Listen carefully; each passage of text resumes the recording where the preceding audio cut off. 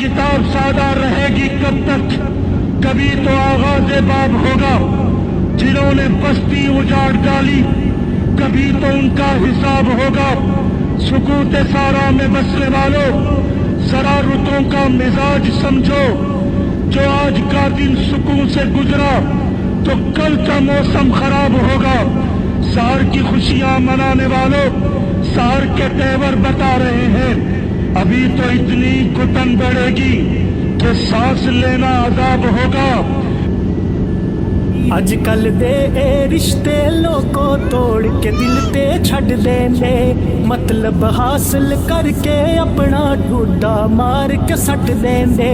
जिन्हां दी खातिर सिर भी अपना सूली उत्ते टंगदे रे, अख जद खोली पता लगे आयो ही सानू डंगदे रे।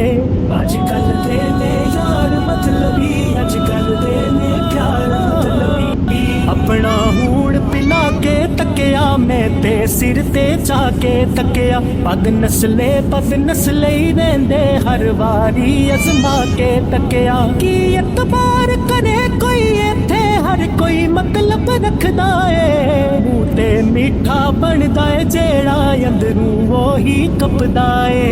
मूंह ते मीठा बनदा है जेड़ा अंदरूं वो ही कपदा है।